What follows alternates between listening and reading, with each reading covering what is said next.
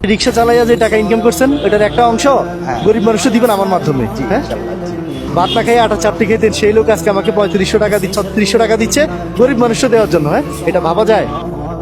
আমি তো আপনাকে আজকে কয়েকদিন যাবত খুঁজতেছি ভাইয়া। কেন ভাইয়া? ফোন দিছিলেন, ধরতে পারেন? বলেন। ফোন দিছি অনেকবারই, আপনি ধরতে পারেন নাই, হয়তো ব্যস্ত ছিলেন। বলেন কি হয়েছে? আমি তো আপনাকে খুঁজতেছি কারণ আপনি যে আমাকে এই যে এত টাকার গাড়ি দিচ্ছেন, হ্যাঁ। যারাই সাহায্য করছে, হ্যাঁ। আমাকে এখন স্বাবলম্বী করছে, তো আমি এই কদিনে কিছু টাকার কাজ করছি ভাইয়া। হ্যাঁ, কেমন মোটামুটি চলে? হ্যাঁ, মোটামুটি ইনশাল্লাহ খুব ভালো চলে। আচ্ছা যাক। শুকুর আলহামদুলিল্লাহ। আচ্ছা আলহামদুলিল্লাহ। হ্যাঁ তো আমি যে টাকাগুলোর কাজ করছি, তো আমার থেকে তো এখন অনেক কষ্ট হয় মানুষ।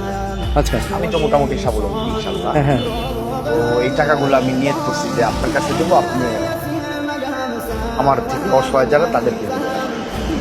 মানে আপনি ভাড়া মারছেন ওই টাকা এখন আমার দিবেন অসহায় মানুষ দেওয়ার জন্য? তা কি বলেন, আপনি তো নিজে অসহায়। ঠিক আছে, আমি এখন মোটামুটি আমাকে স্বাবলম্বী ভাবি। হ্যাঁ ভাইয়া, ওর টাকাগুলো ইনশাল্লাহ আপনি নেন, এটা আমার কবুল করেন আমার তরফ থেকে। আর আপনি কত টাকা আনছেন? এই 3031 টাকার মতো। তো এটা আপনার কত দিনের ভাড়া? এটা আমার এই যে 3-4 দিনের মোটামুটি। তো এই টাকা কি করবো, মানুষে দিয়ে দিব? হ্যাঁ অবশ্যই, আমি তো এখন স্বাবলম্বী, আপনি দিবেন না কেন? এটা তো আপনি দিতে পারতেন। না, আপনি আপনারও সিলাই সব কিছু পাই, অতএব আপনার হাত দিয়ে দিলে আমার কাছে মনে হয় যেন সঠিক জায়গা পৌঁছে। এখানে এই যে 2500 আছে, এই যে এটা আজকের টাকা লাগে, এই যে